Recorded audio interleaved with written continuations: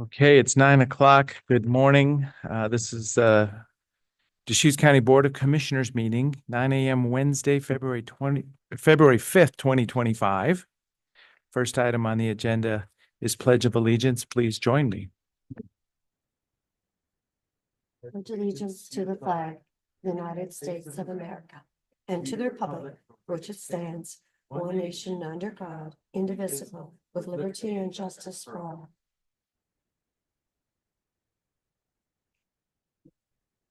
At this time is citizen input for items not on the agenda. Is there anyone in the room? Anyone remote? Okay, so thank you very much. At this time, consent agenda. 4 items today. I'd actually like to pull item number 1 just for a discussion. Sure, that's fine. So I support that. Is there a motion for the other 3 items? So move the other 3. Second. So it's been moved and seconded for items 2, 3, and 4 on the consent agenda today. Calling for the vote, Commissioner Dare. Just to clarify, items 5, 6, and 7 are also on the consent agenda. Oh, thank you very much. Yeah, the way that's structured. Different. Well, yeah, so I'll just acknowledge that. So yeah, as I say, wasn't looking down there. So as the governing body of Sun River Service District, a resolution for supplemental budget. Just that item? And 6 and 7. 6 and So 7. it should be 2 through 7 if you Okay. want to move the consent agenda. Yep. So Facility Review Committee and then minutes from January 24th. Yeah, I guess hadn't looked at the agenda. Second approval of the consent agenda, items those. 2, 3, 4, 6, and 7. Well, 5 also. Don't we have to convene separately as the governing body? You can do it all together for the consent agenda since it's just noted on the agenda. So Right. all consent agenda items but 1. So you support that, Commissioner Dare? Yes, I do. And you do. Second. Okay. So calling for the vote, Commissioner Dare, Yes. Commissioner Chang, Yes. and Chair will vote yes. So at this time, back to item number 1, approval to accept an Oregon Health Authority health-related social needs housing grant. This is our first item. So is Kara Cronin possibly available? Oh, thank you very much. Come on up and say hi.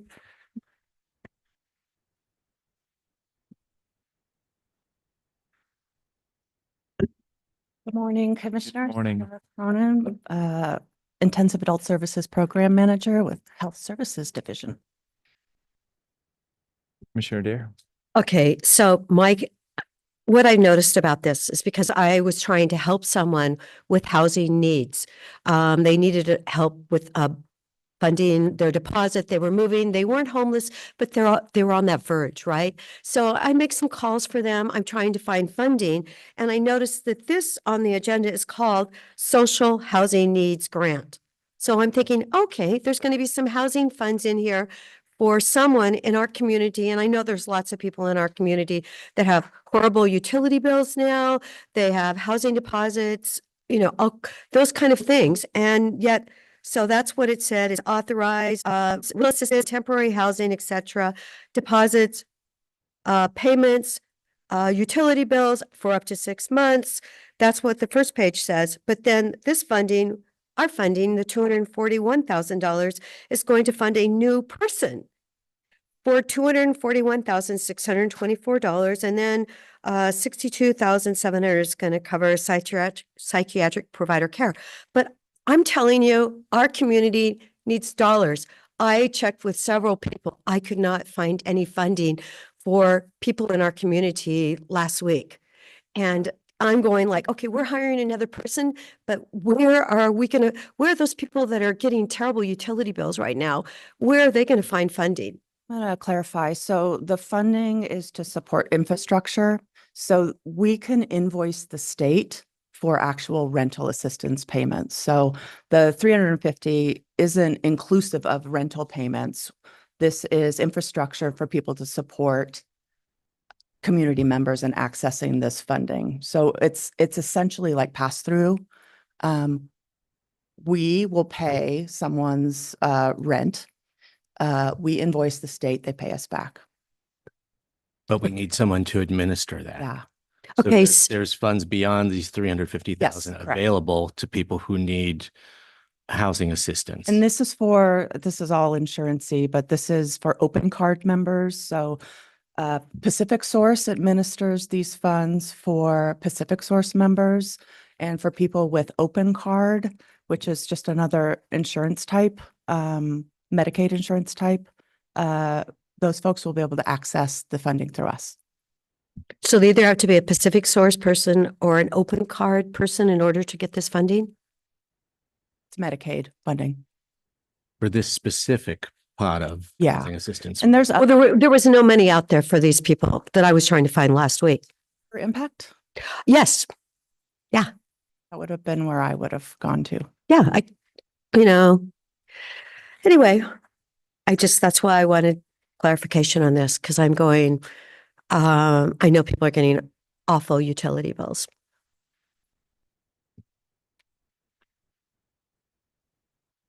Any other questions? Nope. Thank you very much. Thanks for the clarity. Is there a motion? Now I'll move approval of chair signature of document number 2025-016, accepting a grant from the Oregon Health Authority to deliver health-related social needs housing support services. And I'll second it. Any other discussion? Seeing none, Commissioner Chang, Yes. Commissioner Dare, Yes. and Chair will vote yes. Well, I'll be texting that person that I'm trying to help and see if they're related to any of those two sources. Because I just was really incredibly frustrated. People think we have access to funding. I met a homeless woman a year ago, and it's not so easy to find that funding. So Cara, for this particular pot of funds or this assistance resource, is it basically anyone who's on OHP will be eligible for this, or is it a subset of those?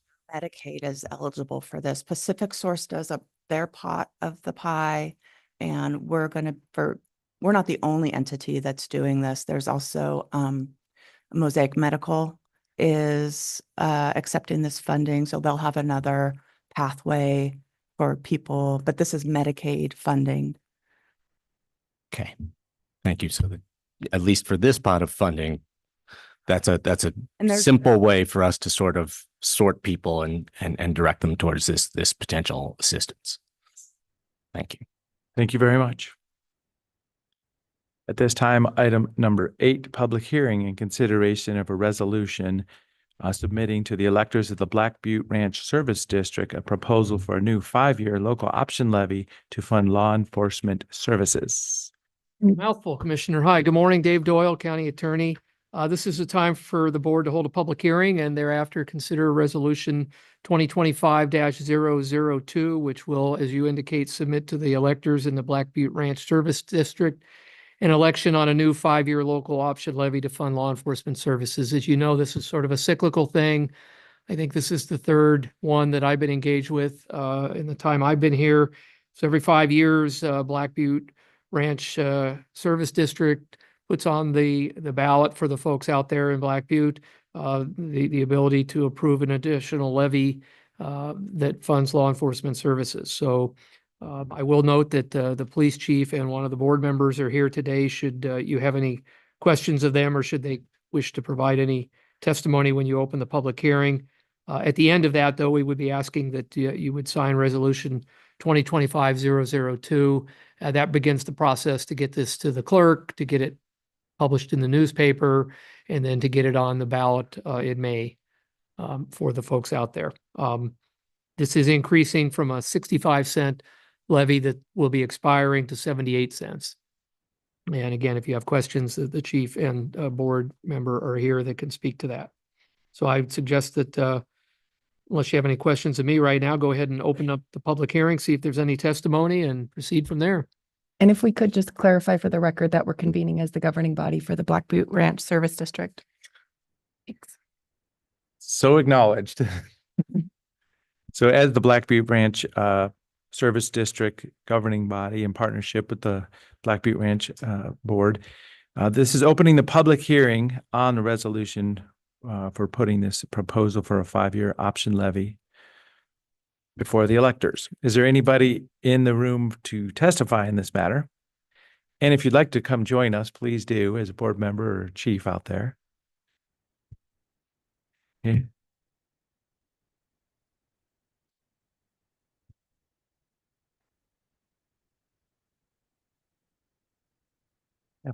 Good morning, everybody. My only testimony is that, first of all, I'd like to thank you for your time and consideration of this matter. And Yes, sorry about For the that. record. Chief Todd Rich, Black Butte Ranch Police Department. As I was saying, thank you for taking this under your consideration. I feel this is a fair request of our community. It will help us fund items such as increased cost for our PERS. We are also negotiating a new contract for officers, trying to get them a little bit closer to a reasonable pay wage compared to other officers in Central Oregon. And also will help with cover some gaps in our health insurance plan. That's increased quite a bit on our end too, about 76.5% on that line item alone. So I feel like this is a fair request on our half. It's not luxurious in any manner. It'll get our bills paid and keep us moving forward. So if you have any questions for myself. Great. Thank you so much. And hello, thanks for joining us. Hi, I'm Susan Waddell. I am the chair of the Black Butte District Managing Board.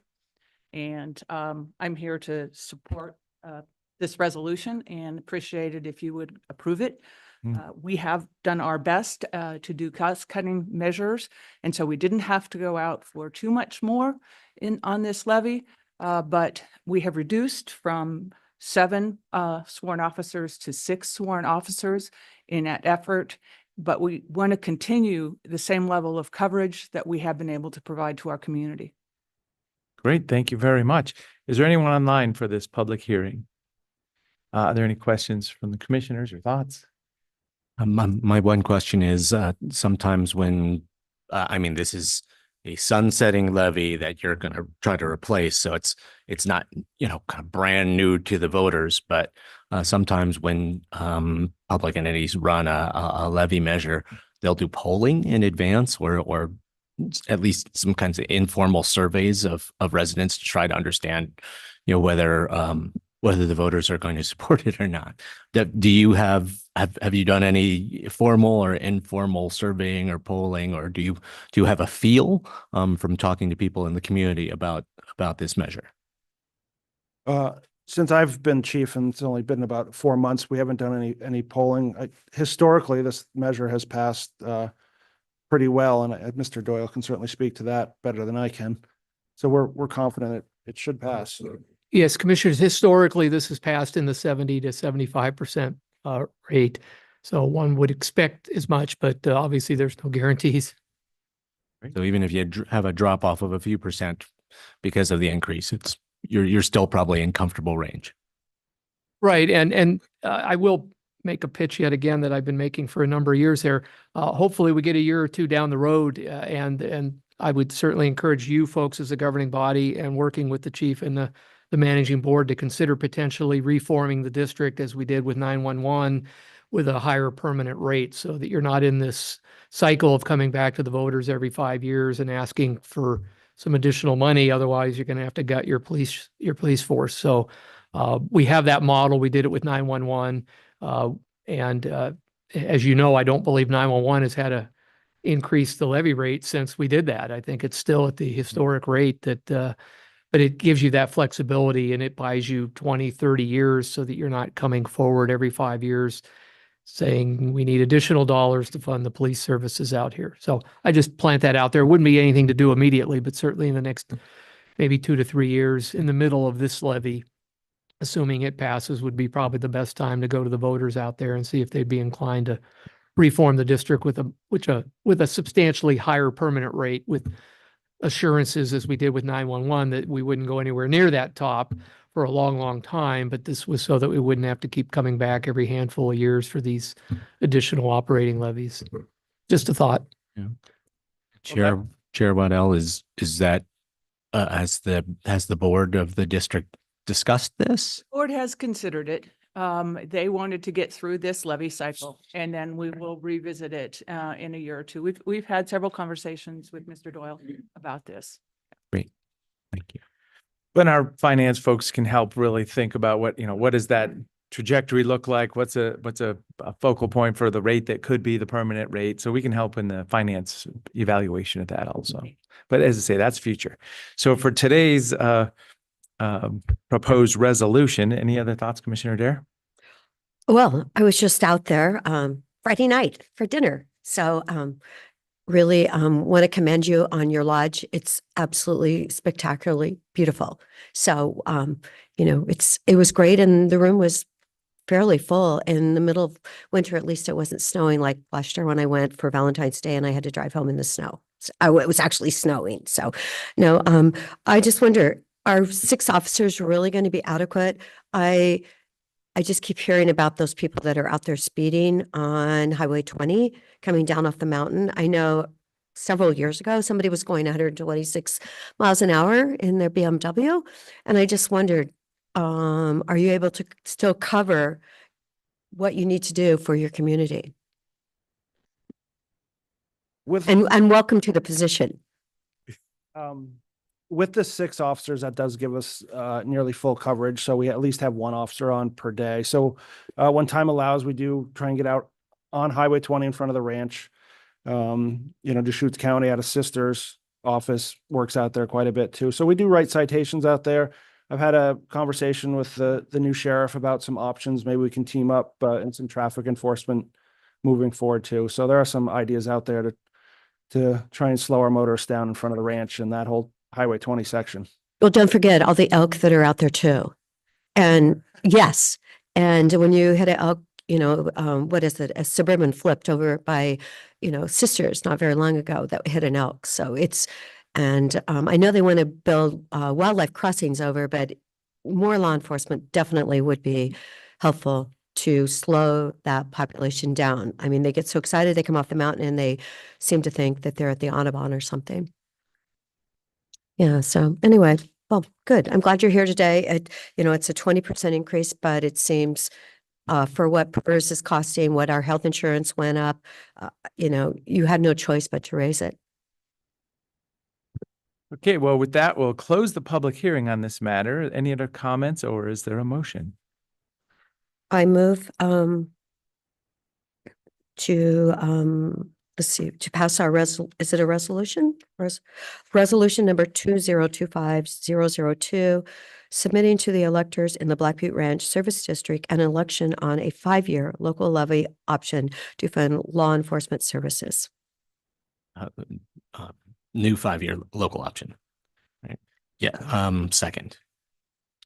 So just acknowledging it's 65 cents now, and then it's proposed to be 78 cents for this next one. So with that information, any other comments? Seeing none, Commissioner Dare. Yes. Commissioner Chang. Yes. And Chair will vote yes. Thank you very much. Great to see you.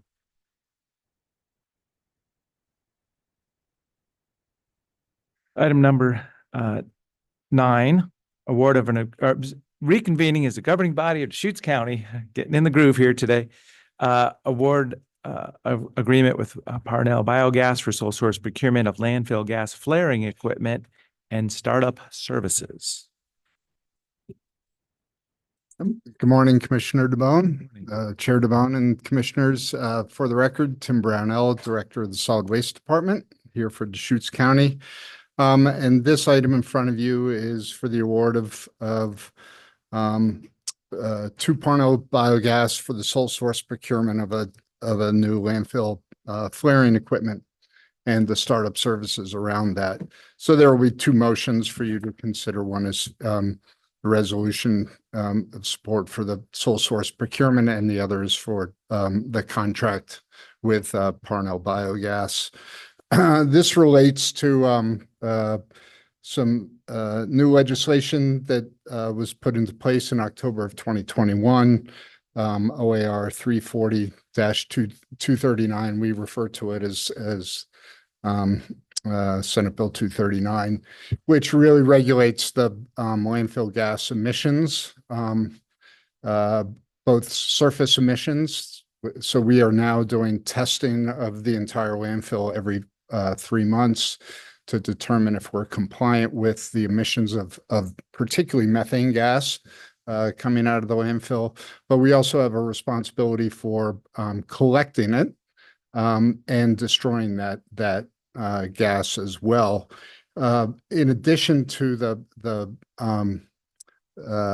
monitoring of the emissions, we also have to, under our new Title V permit, which was issued in 2023, we also have to monitor the emissions of that destroyed gas that's collected out of the landfill. So if you've ever been to the landfill, we have a whole system for recovering leachate, as well as underground piping that is under vacuum, pulling as much of the methane gas as we can to keep it from being released into the atmosphere. Then it is, if you've driven by the landfill at night, you can see a blue flame. Many times we get calls that our landfill's on fire. That is not the case. We are destroying the methane gas that's recovered. Under the new permit, not only do we have to test the methane gas, but we also have to test the emissions of the burned gases. So it's not just methane that we're burning. We have nitrogen, the things. So they really are looking at the discharge. It's basically the tailpipe of the landfill.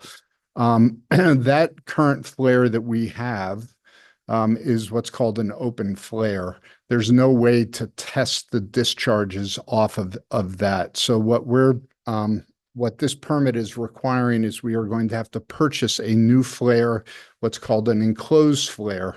So once that's installed, which should take by the end of this year, you actually won't see that flame burning. It'll be within what looks like a giant canister.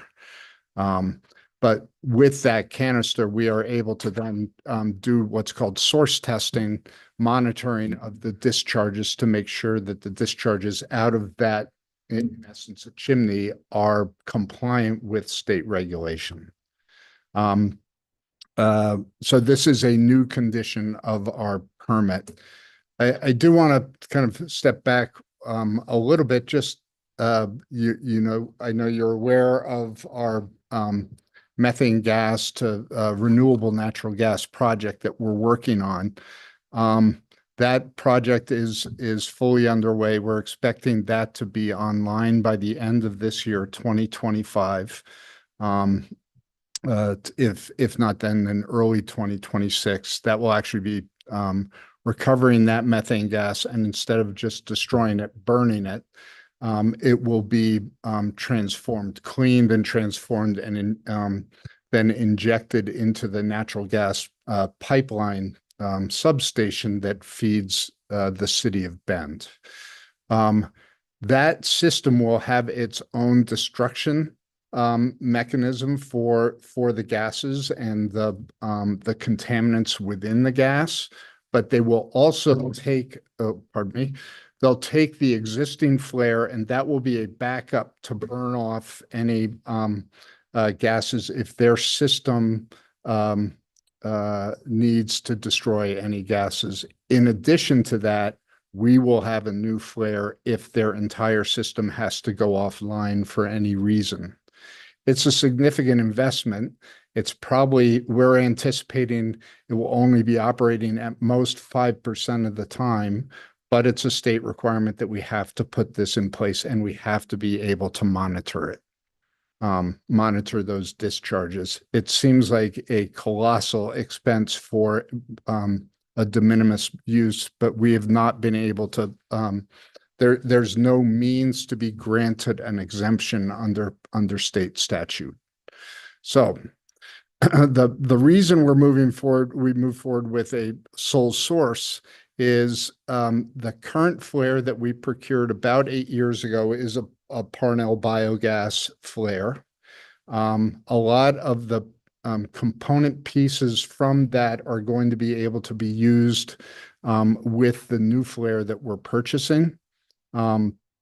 So by being able to reuse some of those components, we're able to save anywhere between about $175,000 to $325,000, bringing the cost of this new flare down from over $750,000 to around $425,000 or whatever the 428. $428,000. You were close. So that's why we pursued the sole source procurement. We followed the guidelines as specified by state procurement to publish and move forward with this procurement. So I'm happy to answer any questions. Tim, my only question is, so we're concerned about the emissions after destroying the methane and and other things that are being emitted. What are those other things? Siloxane, so there's hydrogen sulfite, is a gas that's emitted when it's burned. It releases hydrogen sulfide or siloxane, so they want to measure that and limit those amongst other minor gases. But And what is what can you tell me what the concern about siloxane is? What is- a lot of it is around particulate.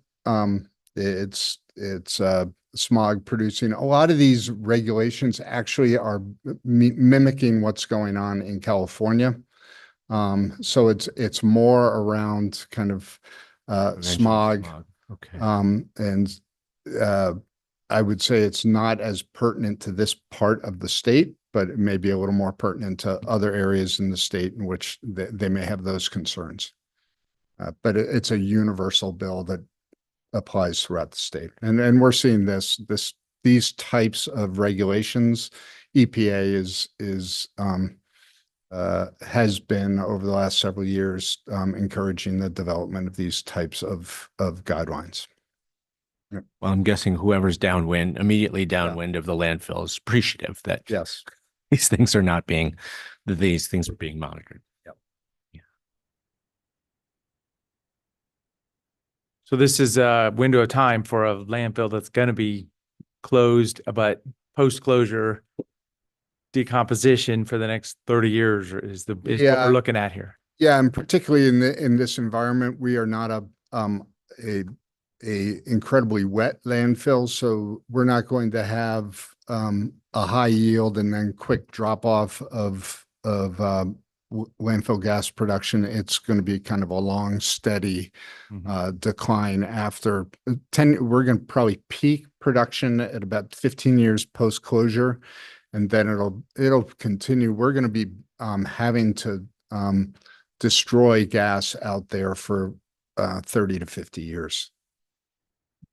And then is monitoring being built into the gas to pipeline system also, or does any of this monitoring support that system? I guess that's just kind of design and engineering things. Yeah, they'll have their own monitoring controls for that facility. So they're getting their own permit, discharge permit, and have their own requirements. Well, that's helpful. So this flare is Deschutes County's operating permit, and then there'll be another permit associated with gas to Correct. pipeline.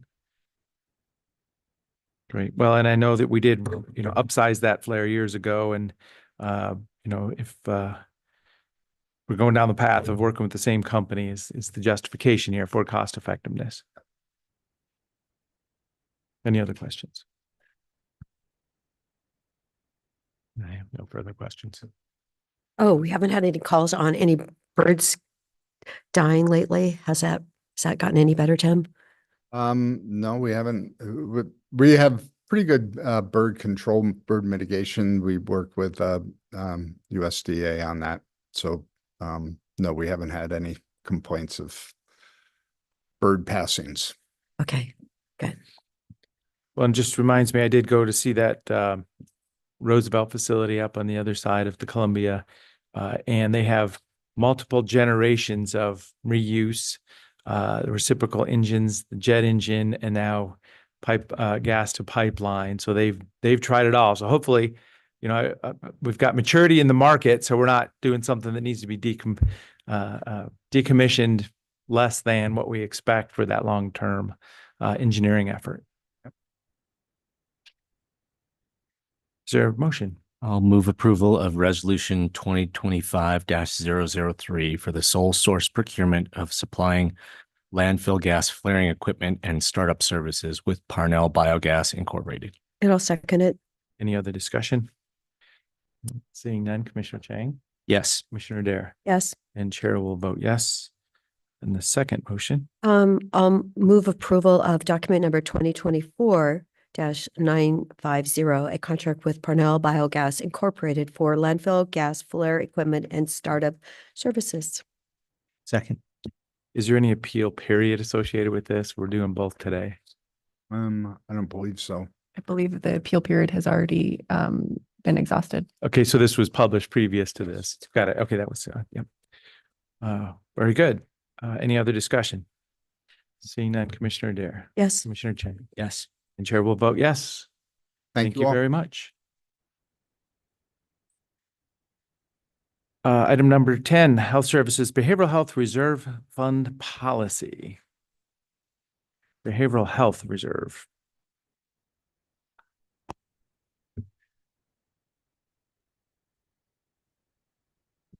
Good morning, Commissioners. I'm Janice Gerso. I'm Director of Health Services. Nice to see you all this morning, and I will have Cheryl introduce herself and get us rolling. Sure, Cheryl Smallman, Business Officer for Health Services. Janice and I are here today to move approval of the proposed reserve fund policy for Fund 270. This is Oregon Health and Behavioral Health Reserves. Overall, what we were aiming to do with this policy is formalize or capture some guidelines that we've been discussing for this last several budget processes, as well as some internal conversations. This is a departmental policy, but we wanted to bring it in front of you all today in case there were other applications to this policy or thresholds that you wanted to have input on. Of note in the policy, one of the, I think, highlights is articulating that we're striving to maintain a cash reserve target of at least 90 days or 25% of operating budget on hand. It also clarifies some gray area in terms of Fund 270 and our operating reserve or operating fund, which is Fund 274. Those are appropriated together. So this articulates that we are required to have 8.3% contingency as a combination of those two funds. In addition to that, it articulates the use of the reserve funds, so really identifying it should be intended for one-time expenditures, loss of revenue that perhaps was unforeseen, as well as capital improvements, as well as infrastructure purchases that are outside of the capital improvement plan that's approved by the commissioners. And lastly, we articulate interest earned on the reserve. So how to use that, how to interpret that, whether or not it's program income, the funds that were received in the Behavioral Health Reserve Fund are Medicaid dollars, and they're through either the Coordinated Care Organization, through the Oregon Health Plan, or Certified Community Behavioral Health or CCBHC prospective payment. Both are Medicaid dollars that just flow through. So it's looking at how we use those dollars and keeping the interest earned in line with those programs as well. And with that, I'll see if there are any questions. So this is in light of federal Medicaid dollars and state policy, and it's kind of right before maybe things are going to change. And I do support the fact that, our 1963 deinstitutionalized effort, managing people in the community more, there needs to be those dollars. So this is maybe a mature way to document how those dollars are flowing. But also on the horizon, it's just great unknown, isn't it? I mean, I think that's where we're at. I don't know if there's any response to that. I was just sharing. No, we're all braced for the unknown. Yeah.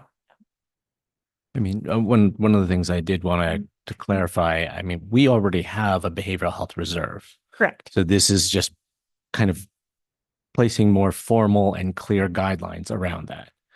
Yes, it's placing clear guidelines around it, making it clear that it doesn't remove any requirement that we would normally have as part of a budget process to bring significant investments of those dollars or expenditures of those dollars to the decision-making board, which is you. And just sort of spells out at least a principle that we've been talking about for a number of years related to what's a threshold for a reasonable cash reserve to ensure operations should there be some unforeseen circumstance. And we've done some research and looked at other counties and other reserve policies to try to have a sort of benchmark to use in the policy. And then we worked very closely with finance to develop the language and with legal as well. Well, with finance and I think legal reviewed, but definitely as they do any policy, and also encouraged us to bring this to the board to make sure that you're aware of it and approve. So Cheryl, what is the balance then of, in today's world, of 270? As of today, it's about 29 million. I project that it will end this fiscal year at about 34 million. And so what are we doing with the interest then earned on that 29 million? Because it is rather significant now, is it not? Yeah, annually it's roughly 750,000. Right. Yeah, so interest earned is going back into Fund 70 and applied in the same manner that the other dollars are. So towards Medicaid or CCBHC related services, expanding services to Medicaid members, and a variety of other. Well, it's been it's been a primary way that we've been able to cover uncovered costs, which was the original intent of CCBHC. So in the last 4 years, we have had gaps that we have used reserve to cover. And we are projecting out that barring unforeseen changes, that mechanism will continue to function, and that by 2027 or 2028, we may actually be reaching that 25% threshold unless something dramatically changes either to the good or to the ill in terms of incoming revenue and outgoing expenditure. So that's really how those dollars get used. They get used to plug gaps. They've been used to replace county general fund, and they are also available to us should we have your approval to make some capital expenditure investments to address space issues. So those are kind of the primary areas where they're being used. Do you mind for the community that's watching perhaps to explain what CCBHC is and how long it's been in existence? Because, you know, we're so used to using those terms, but what does that really mean to the public? May I? Yes. Thank you, Cheryl. Here we go. CCBHC means Certified Community Behavioral Health Clinic. It was launched as a federal demonstration project in 2015, and then we became a grantee. The state of Oregon became a grantee, I think in 2016, and then funded agencies that applied to be recipients of that grant in Oregon in 2017. So beginning in April 2017, we became a certified community behavioral health clinic, which meant that we had to attest to being able to do certain things. One was see everyone regardless of their payer source. So this expanded community mental health services beyond just people with Medicaid dollars. And we now, close to 40% of the people we serve are working, probably lower income individuals. It required that we address homelessness. It required that we provide primary care on site in our locations so that people with mental health conditions and chronic health conditions were able to get medical care. It required that we address other kinds of social determinants of health, do more work with peer supports, people with lived experience, do more targeted case management to address things like rental needs, housing needs, food needs, all the things that people we serve often struggle with.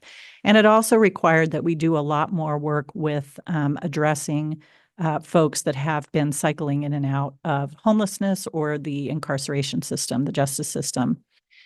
So I won't mention all the bureaucratic requirements. There are many. We had a 70-page application process where we had to attest to doing all the things that large organizations are required to do.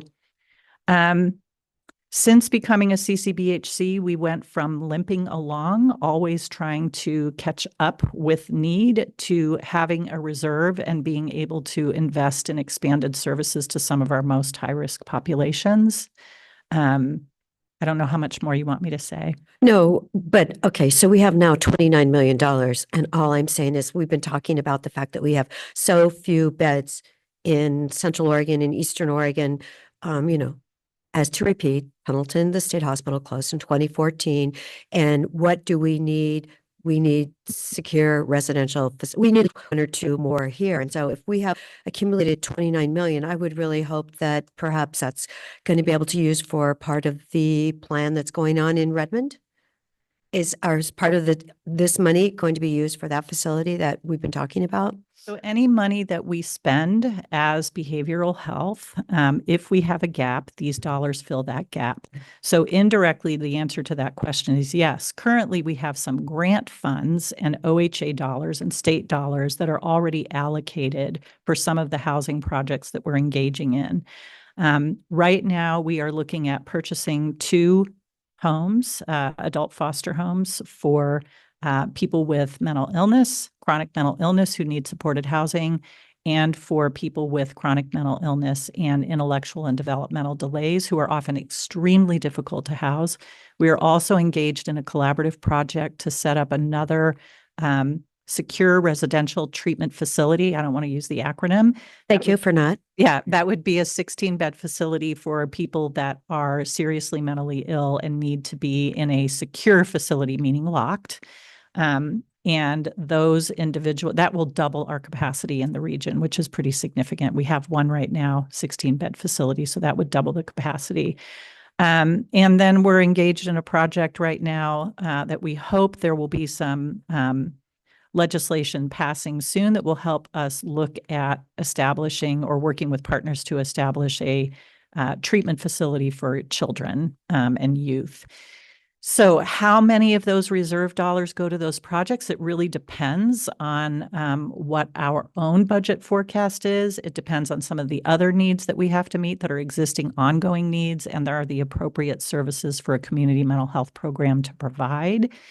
And it depends on state or federal grant dollars that may be coming to the region to support those facilities. So we're always looking at how those dollars come together to support those sorts of things.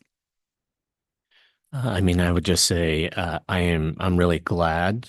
Well, let me take a step back. First, I'm really glad that we have a reserve with a healthy balance, and it is the results of behavioral health providing excellent service and as comprehensive service as possible to our community, and just figuring out how to get it reimbursed, by whatever means are available. So that resourcefulness and that commitment to service is the reason why we have these reserves. And I'm also really glad that these behavioral health reserves are available for capital projects. There are all of the things that you just mentioned, Janice, that many of which are things that we are able to advocate for federal or state funding to support, like a secure residential treatment facility, or the hope for this year is that we will be able to secure state or federal funds to support a youth mental health emergency facility for acute and respite care. But we also really need to keep in mind that there are capital needs that we have within behavioral health, within health services, that we're not as we're not as able to secure state or federal funds for, such as the sorely needed behavioral health clinic in La Pine. And so when I'm looking at this dollar amount and I'm thinking about how we could spend some of these millions of dollars on our capital needs, that's the first thing that's coming to my mind when I'm looking at this at the balance in the reserve right now. And just wanted to kind of round out the picture of us talking about capital investment needs by pointing that out.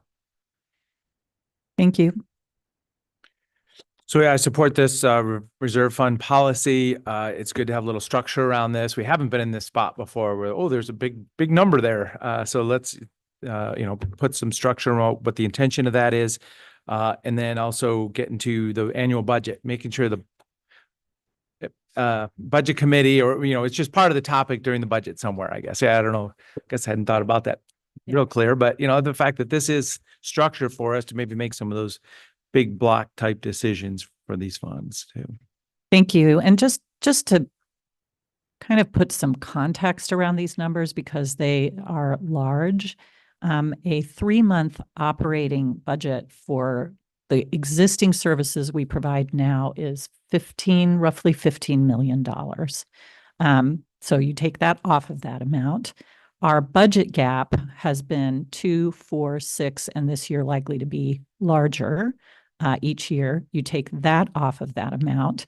And any work that we do in La Pine, which is looking to be quite challenging, and we're in a period where building or renovating are both not cheap, takes another significant chunk off of that. So I just think it's important to sort of lay out the groundwork of what those dollars actually represent and the security it provides to our community that if things get tighter, we can still serve the vulnerable people that we've been serving well, which is our primary purpose.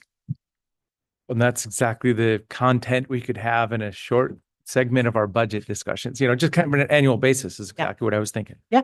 Thank you. Is there a motion or any other questions? If there's no more questions, I'll move approval of the proposed reserve fund policy for Fund 270, Oregon Health Plan Behavioral Health Services. Second it. Been moved and seconded. Any other discussion? Seeing none, Commissioner Chang, Yes. Commissioner Adair, Yes. and Chair will vote yes. Thank you so much. Thank you, commissioners. Thank you. At this time, item number 11, public hearing. So this is Greater Sage Grouse Habitat Map Update. Welcome, Nicole.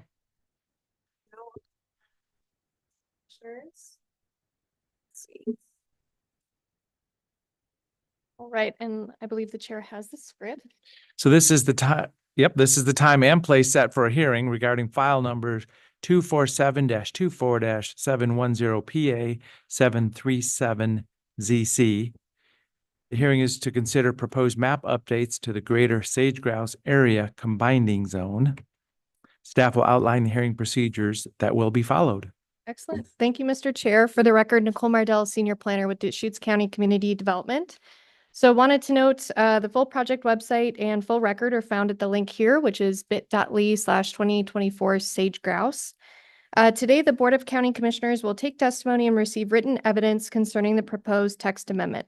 The hearing is also being recorded. The hearing will be conducted in the following order. Staff will provide a brief presentation. Agencies, if present, will then provide their testimony with a 10-minute limit per agency. Interested persons can then provide their testimony, aiming for a 3-minute time limit. And following testimony, the commission can, the board rather, can request the applicant or staff answer any additional questions. This is a hybrid public hearing with both in-person and remote participation options. Before starting your testimony, please provide your first and last name as well as your mailing address so we can add you to the notification list.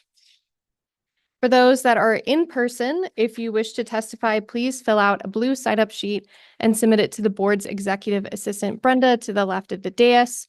Chair DeBone will then call up in-person participants for their testimony. After your name is called, please come up to one of the tables at the front of the room and begin your testimony. For our remote participants, if you wish to testify, you must be logged into Zoom or have called in using the Zoom dial-in option. When the chair asks if anyone would like to testify, you'll need to use the raise hand feature to notify the board. That's found under the reactions tab there.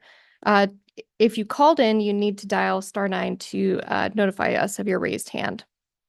In addition to oral testimony, if anyone has written testimony to submit, please hand that to me. If you're participating remotely, you can submit your written testimony via email to me at nicole.mardell@deschutes.org. The chair and staff are responsible for conducting an orderly hearing. Any testimony or behavior which is inappropriate will be addressed and may result in that member of the public being removed from the hearing. Questions to and from the chair may be entertained at any time at the chair's discretion. Cross-examination of people testifying will not be allowed. However, if any person wishes to ask a question of another during that person's testimony, please direct your question to the chair after being recognized. The chair is free to decide whether or not to ask such questions of the person testifying. Prior to commencement of the hearing, any party may challenge the qualifications of any commissioner for conflicts of interest. This challenge must be documented with specific reasons supported by facts. Should any commissioner be challenged, the member may disqualify himself or herself, withdraw from the hearing, or make a statement on the record of their capacity to hear and decide this issue. So this is a plan amendment zone change package for sage grouse habitat area. Does any commissioner have anything to disclose? And if so, please state the nature of same and whether you can proceed. I have nothing to disclose, and I believe I can proceed. I have nothing to disclose and I can proceed. And I have nothing to disclose and I can proceed also. Does any party wish to challenge any commissioner, a member of the hearings body, based on conflicts of interest? Anyone online? Seeing none, the hearing is now open. Staff will proceed with a brief staff report. Excellent. Thank you, Commissioner. So I'm going to give just a brief background. If my PowerPoint will move forward. So the board has heard a few updates on this throughout the process, but just wanted to give brief background for anyone who may be listening in. So the sage grouse combining zone currently exists in Deschutes County. The reason that it exists is that in 2010, sage grouse were identified as a candidate species for the Endangered Species Act by U.S. Fish and Wildlife. So there was deemed a threat to their habitat and their population numbers. In order to avoid officially listing this as an endangered species, ODF&W coordinated with the Land Conservation and Development Commission on a conservation assessment and strategy and habitat maps to look at some strategies to greater preserve habitat and reduce degradation to the species. So what that led to is in 2015, the Land Conservation and Development Commission adopted Oregon Administrative Rule 660-23-115, and that established 3 habitat areas that needed to be protected for sage grouse. Those are core, low density, and general habitat, and those are significant areas that are within 3.1 miles of a lek. Their rules place limitations on large-scale development.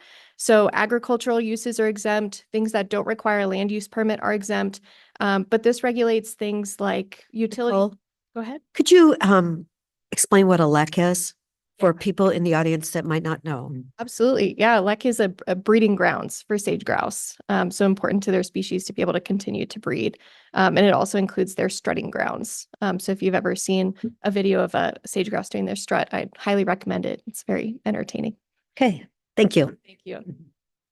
So these rules were focused more on large scale development. So things that produced a significant number of vehicle trips, a large amount of noise for a sustained period of time, or impacted a large scale area. So this rule required 7 Eastern Oregon counties to implement the rule directly.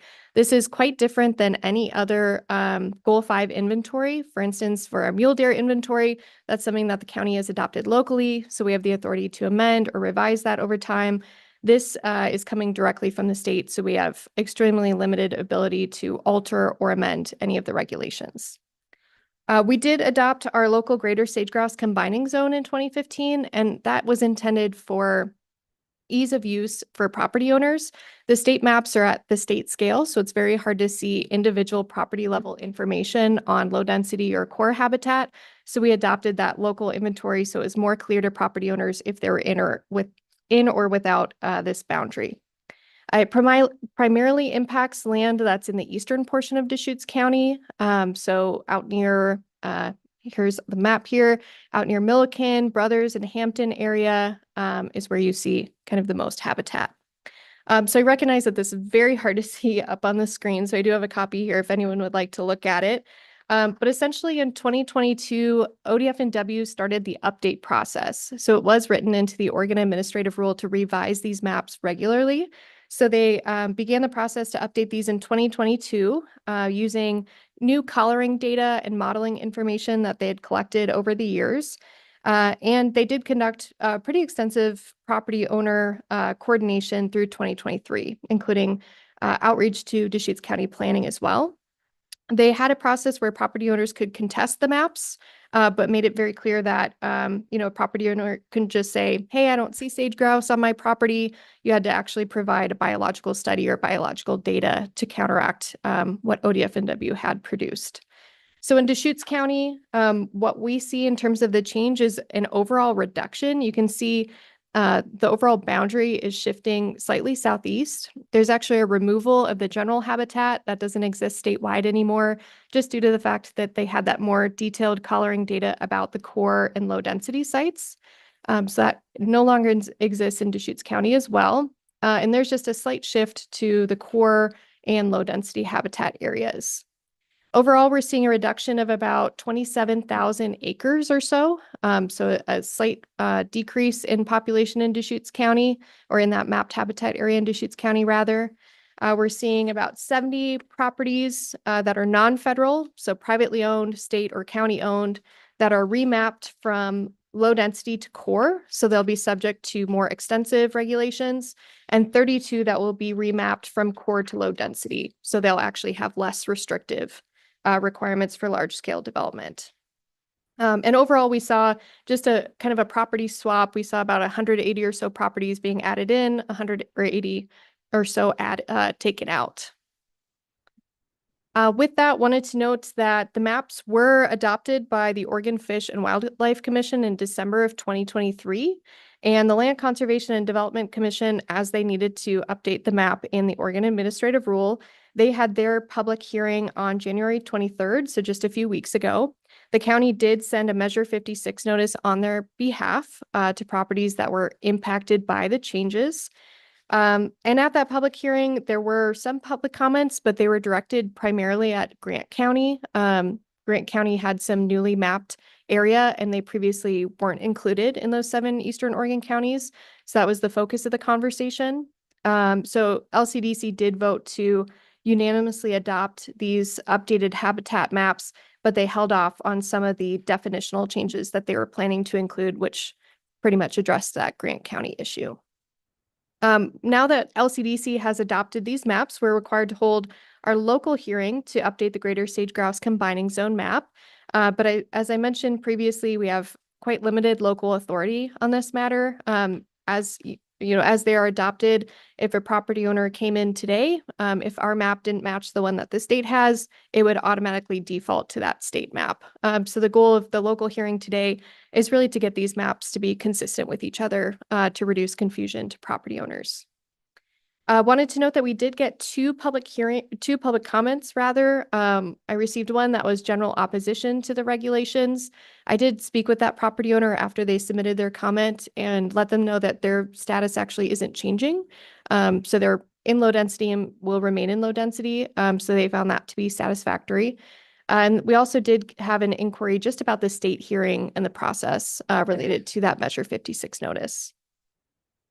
So with that, options for the board following testimony today, you have your standard options of continuing the hearing to a date and time certain, closing the hearing, leaving the written record open to a date certain, closing the hearing and setting a date for deliberations, or closing the hearing and commencing deliberations.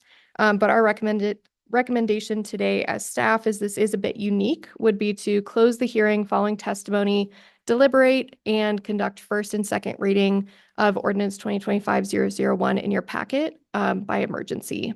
And that would, again, move ahead this process to be able to have these maps be consistent with each other.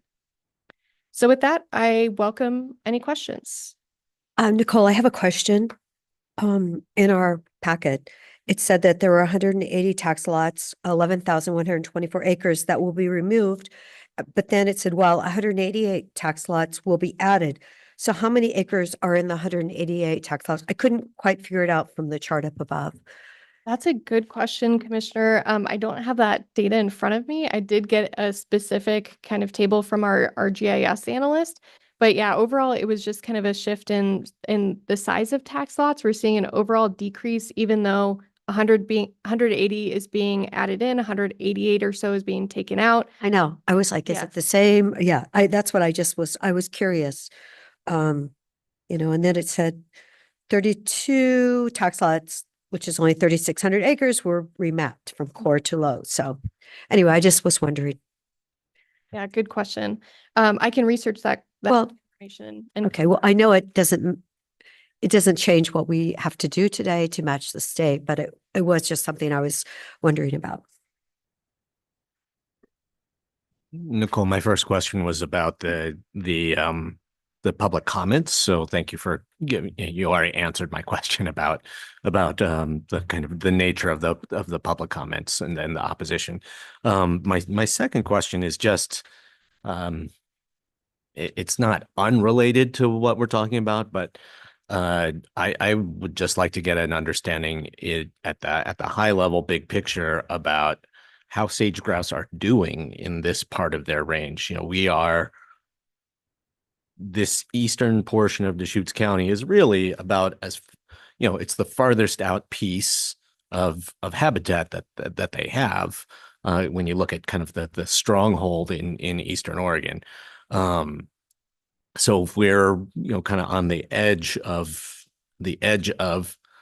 sage grouse habitat concern, I'm just curious whether the populations in that corner of the area of concern are doing, are stable, are declining, are strengthening. Do you have any sense for that? yeah, that's an excellent question, Commissioner. We are involved in the local implementation team for sage grouse. I will note that the focus of that local implementation team has mostly been for the pack that's in Prineville. We're kind of lumped into that, the Brothers Pack, priority area for conservation. And so when we've attended those meetings, we've heard that generally sage grouse are stable in those two packs. There's been a lot of effort for restoration projects in Prineville, a little bit less in Brothers, but the pack or the local implementation team rather just did receive a grant. I could look up in my notes how much it was for, but I believe that they are going to start doing some additional restoration work in the Brothers Pack. So we might see some, potential increase in population for sage grouse numbers through that. But I'm also happy to invite, if you'd like a brief update, Skylar Vold is the state's sage grouse representative from Oregon Department of Fish and Wildlife. And he's an expert on, how sage grouse or what the numbers look like in Deschutes County and across the state. So I'm happy to invite him. And then once the coordinator is hired for the local implementation team, because that's vacant right now, could invite them to provide a brief update to the board if you'd like more detailed information. Yeah, I'd like a little bit more detailed information. If depending on whether the other commissioners are interested in that, I'd be happy to just receive a short written update as well.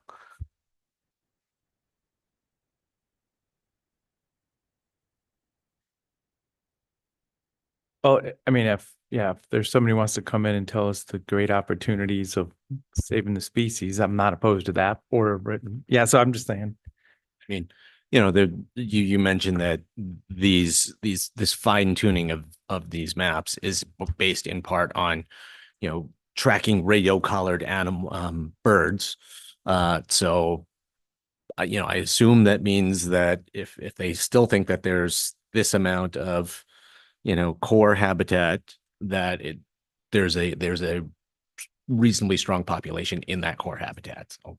Absolutely. And then I think one thing that I haven't mentioned already is that ODFNW is updating that conservation assessment and strategy, but it's a little bit delayed behind these updated habitat maps. So that, to my understanding, will include much more specific information about the data, kind of the current state of sage grouse. So I think they were planning to post a first draft of that within the next year or so. So I can reach out and ask when that's coming. If it's going to be delivered relatively soon, then it would be, I think, helpful to have maybe an item where we could debrief that conservation and assessment strategy and invite them to attend. Or if it's a little bit delayed, we could just ask for, a written update that I could share with the board. That'd be great. Thank you. So this is a public hearing on the matter. Any other questions on the board? No. Is there anyone here to testify on this matter? Sage grouse habitat map update.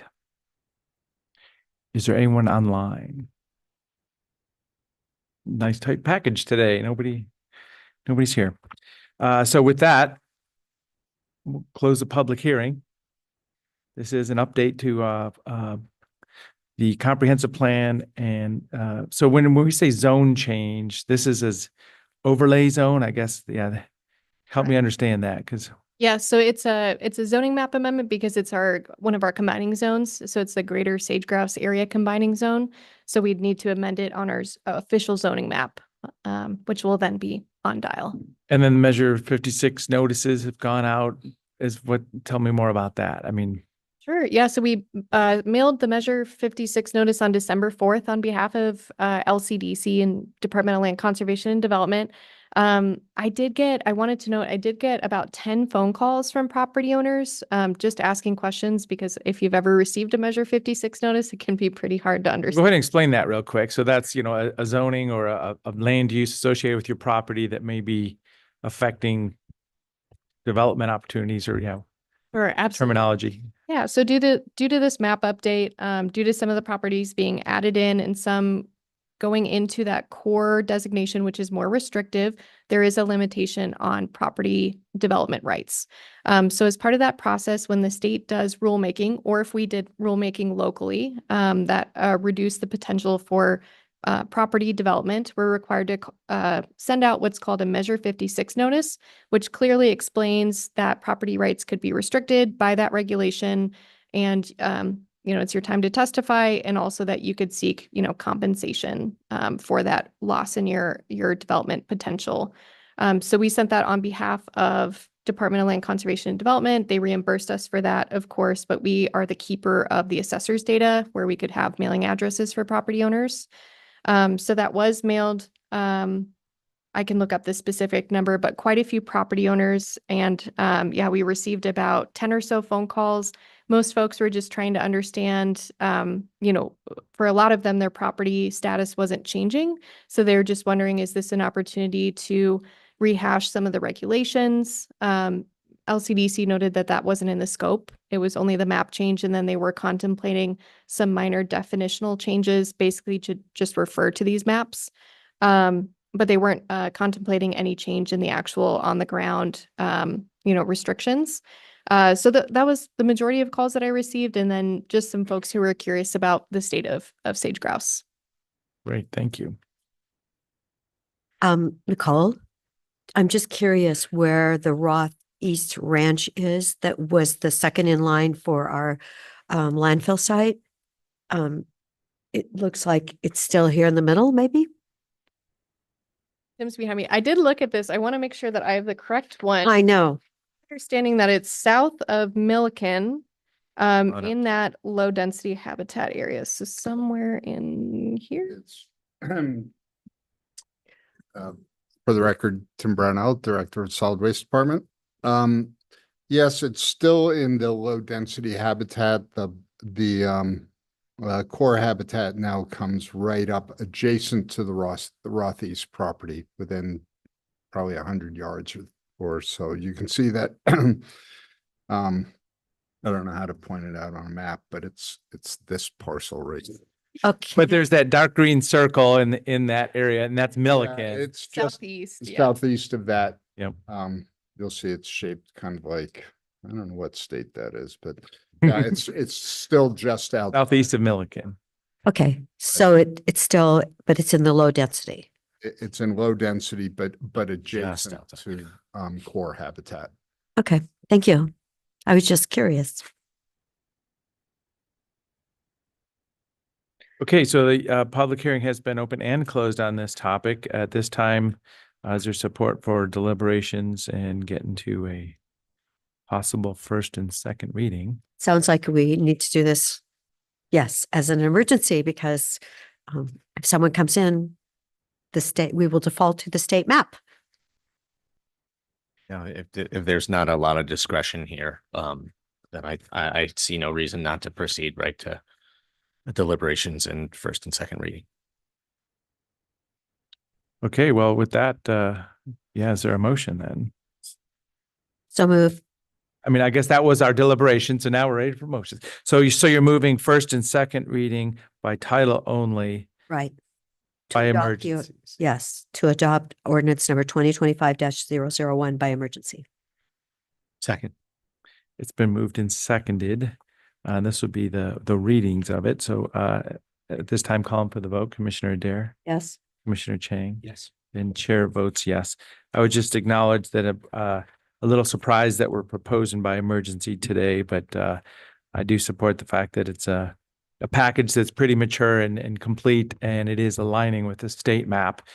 Just showing my hesitancy to dive into definition of emergency for land use. With that, I will do the first and second reading. First reading ordinance number 2025-001, the first ordinance of the year. An ordinance amending the Greater Sage Grouse Combining Zone to comply with changes to Oregon Administrative Rule and declaring an emergency. And second reading, ordinance number 2025-001, an ordinance amending the Greater Sage Grouse Combining Zone to comply with the changes to Oregon Administrative Rule and declaring an emergency. Is there a motion for adoption? Move. Just legal counsel, maybe you can coach me here. Move Adoption of ordinance number 2025-001 by emergency. by emergency. So moved. I'll second it. Any other discussion? Seeing none, Commissioner Chang, Yes. Commissioner Adair. Yes. And chair votes yes. Project complete. Very much, commissioners, and I'll follow up with information about, an update on the status of sage grouse and their habitat numbers. So No, I think it would be really good to find out what the numbers are doing. So it's been 10 years, right? Yeah, so let's see what is this CARE doing? Thanks, Nicole. And if we do a full-on presentation like that, it would be great to bring back Dr. Stu Garrett to talk about the conservation efforts that whatever the organization is called now that used to be Audubon, East Cascades Audubon, is pursuing out there in the Brothers area because they were involved in some significant work. absolutely. Yeah. Thank you. Thank you. At this time, item number 12, Diversity, Equity, and Inclusion and Access DEIA Committee discussion. So this was added to our agenda following our agenda meeting last Thursday. And it was just determined this would be a policy choice for the Board of Commissioners. Yeah, well, you put a memo together, Nick, and you've mentioned that the committee has created a first work plan focusing on assessment of existing DEIA initiatives. Employee retention was a big item, kind of the action item, and then employee communications. Anything else? No, commissioners, I provided the update. Just the only other update is that I provided an update to commissioners on the status of the committee's work over the past week or so, just given that it's becoming ripe for consideration. And based on conversations we had in our individual meetings, which are private meetings, and they're just conversations between us. I heard different perspectives from commissioners regarding the committee and the future of the committee, which we discussed. And then in coordination, as you stated, with legal counsel and administration believes this is a policy level decision for the board to consider whether we continue with the work or we sunset the committee. And if it's sunsetted, then some of the work would then transition to the Human Resources Department. And then, as you stated, based on we hadn't completed those conversations by the time that we had the agenda conference for today's meeting. That concluded after the fact, and then I coordinated with you, the chair, to update the agenda this week, and the board doesn't meet next Monday, and so we decided to schedule it for today. Great. So, and this is not a public hearing on the matter, but it's really kind of a go, no-go point in time for a committee of departments and some staff. So I got my thoughts, but anything else to share? I heard you were going to share first. That's all I heard. I can say a few things first. Sure, if you like. Before we make any decisions on this item, I would like us to hear from county staff who've participated in this DEIA committee on what has been accomplished by our departments, through this work to date, and what may be accomplished in the future in this draft work plan that will both benefit benefit all Deschutes County residents by ensuring access to the important services that we provide, and B, by ensuring that the county staff reflect and continue to reflect, and I have particular concerns about employee retention, continue to reflect our community in general. So these are two very worthwhile reasons to consider supporting this work. I just to go back in history a little bit, I do want to remind everyone that this Board of Commissioners did not want to support the county organization having a DEI initiative. There were staff who took it upon themselves to address some critical needs, access to services, reflection of our, representation of our general community, and meeting basic requirements that were being put on us by federal and state grantors. So those are some of the reasons why staff has undertaken this work without us driving it. And I just want to dwell on that for a moment, because I believe that there are national dynamics that are trying to eliminate these kinds of efforts, but this was not a Board of Commissioners directed effort, and it did not come from the top of the county. It was just basically a functional work group that was created to address certain needs, and in that respect, I don't think is necessarily subject to any kind of national efforts to eliminate DEI efforts. This is just work that staff is doing to better serve our community and to ensure that we're reflective of the people that we're serving. So I don't really understand why we are discussing this at this point. Why it was urgent to put this on our agenda on Monday afternoon, giving people very short notice, giving me very short notice that this was going to be considered today. But if that is the reason, the driver behind this, we have concerns about a national push to eliminate efforts like this, I think we can say, this is not a board directed effort from the top in the first place. This is just things that staff are doing to better serve our community, and we can deflect any pressures coming from the national level in that way. Just say, we can rename this work group something else that doesn't have D, E, or I in the title, and let people continue to do their work. But I see no reason, for us to be discussing this today on such short notice, and B, to consider dissolving this committee.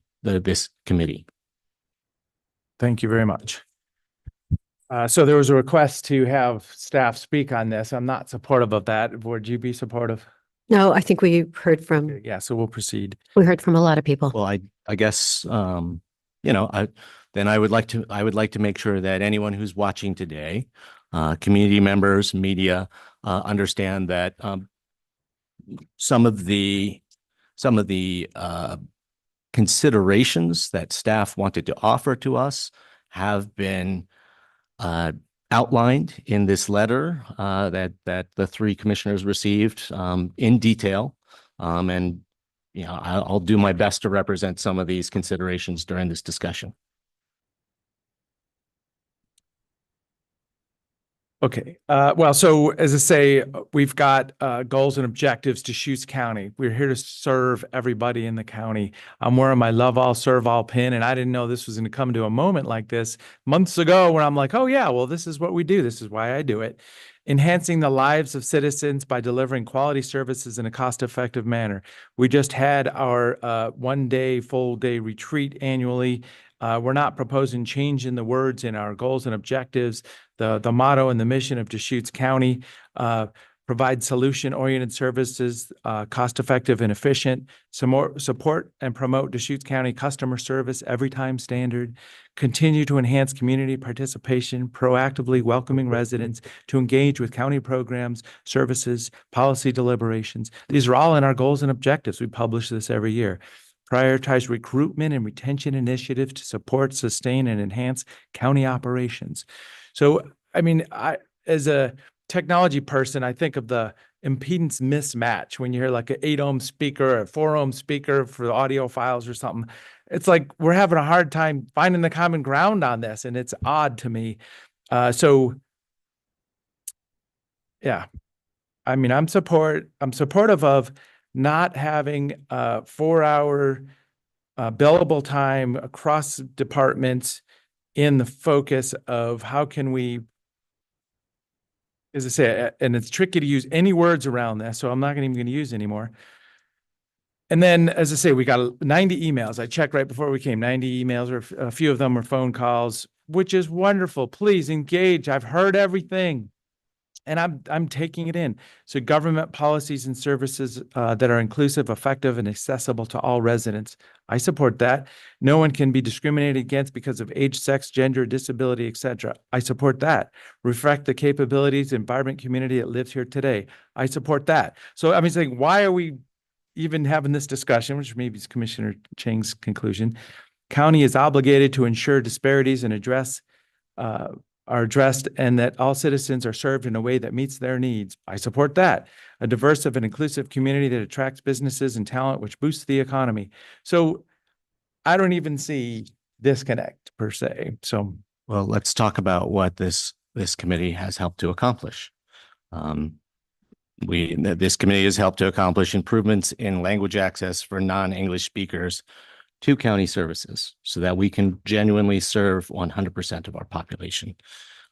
This committee has helped to develop expertise in creating plain language materials and ways for hearing, mobility, and visually impaired individuals to improve access to services. This committee has helped to address internal concerns of staff identified in anonymous engagement surveys in order to improve staff retention. So that's, again, back to ensuring that our staff is reflective of the community that they serve. So, and there have been substantial contract requirements for federal or state funding that have demanded these efforts of us, again, with the intent to ensure that everyone has access to these services in our community. So in answer to your question, why are we talking about this? That's why we're talking about this, because this committee has accomplished many things, many valuable things for our community in terms of ensuring access to county services for everyone. And I believe, if we looked at this work plan, we would probably see that there's still a whole lot more work to do.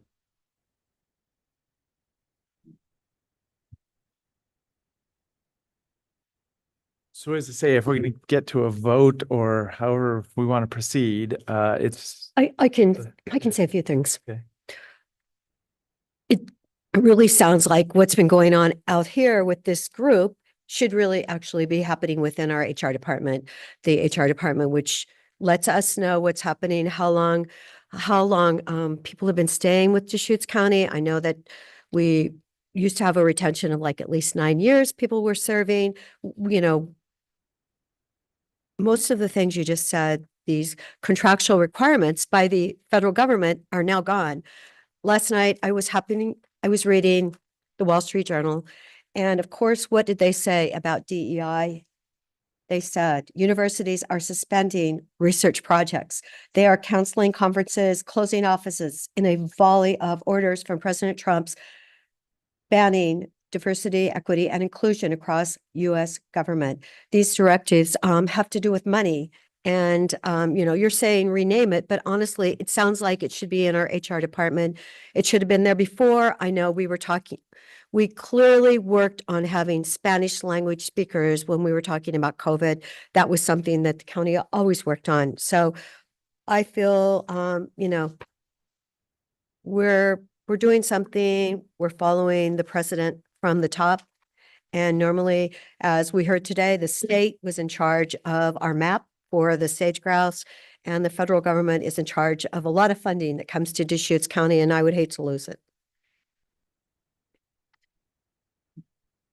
I guess I would respond by saying that we had the opportunity to focus a lot of this work to happen through our HR department, but the Board of Commissioners declined to do that in the past. So if I'm hearing a kind of renewed interest in exploring that, that's something that we could consider.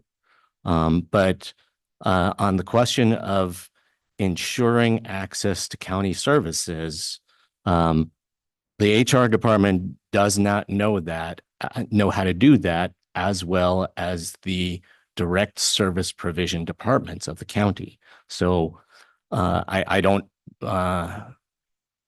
you know, I regardless of what is being said, you know, from the federal levels down about funding, we have this fundamental question of how we ensure adequate access to county services from all of our residents and citizens. And I haven't heard any good suggestions on how we do that without having a committee like this. Two other things. So culture eats strategy for breakfast. Peter Drucker, how to run a high-performing organization. Culture eats strategy for breakfast. So I would assert that this is the culture of our organization, and we're trying to find something else to do with this. I mean, hopefully we can agree upon that. We're here to serve the people, and then also treat others as you'd want to be treated. So as I say, I mean, it's as simple as that. The culture of our organization is what produced this working group. The employees in all of these departments across Deschutes County who are concerned about providing excellent service to our community are the ones who needed a kind of focus point in order to do the work to ensure that access to services. That's where this work group came from. So this is, you want to talk about the culture of our organization. This work group is the culture of our organization. And what's impinging upon that culture of service is politics.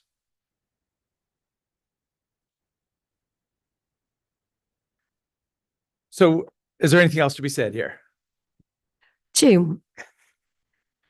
So as I we could say, talk all day, couldn't we, about Yeah. this? couple of years ago, you know, I was running for office, got reelected, and it came up, are we going to do this? And it's like, well, I don't know. The terminology doesn't kind of make sense. I want to serve all the people. So now we're at a point where we're making a policy choice in a public meeting in front of the world, when recording. And I would say that I do not support a staff-led committee of DEI efforts under those terms. But all the other items I've said are very much supported. Any staff person that, has issues, talk through management, policy, I'm available, phone calls, emails, let's communicate.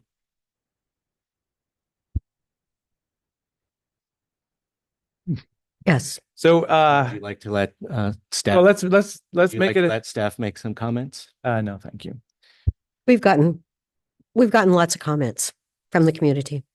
Well, as a leader of this, I'll say, I'll make the motion. As I say, and it's not, I mean, as I say, I don't understand the disconnect. And I'm not going to go there right now. So, I mean, I'll make a motion that, as I say, in its current form, it's terminated, and it's really just a structural item here. And hopefully we have the common culture of the county. So that's a motion if there's a second.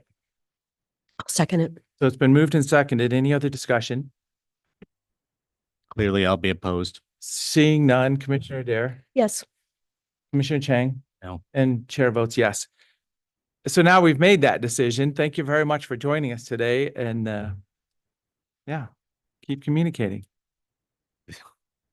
This is Well, but this is the if- exact opposite of. But if you don't stand, I mean, think of all the words I used here, and if we don't, There's words and there's actions. yeah, okay, it's all good. Yeah. Okay, so this is the business of Deschutes County. At this time, are there other items for this board meeting? Yes. Other items?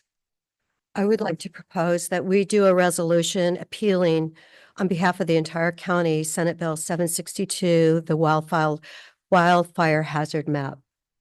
So I know that hundreds of our residences received the certified letter from the state regarding the designation of their properties, and the concern is just rampant.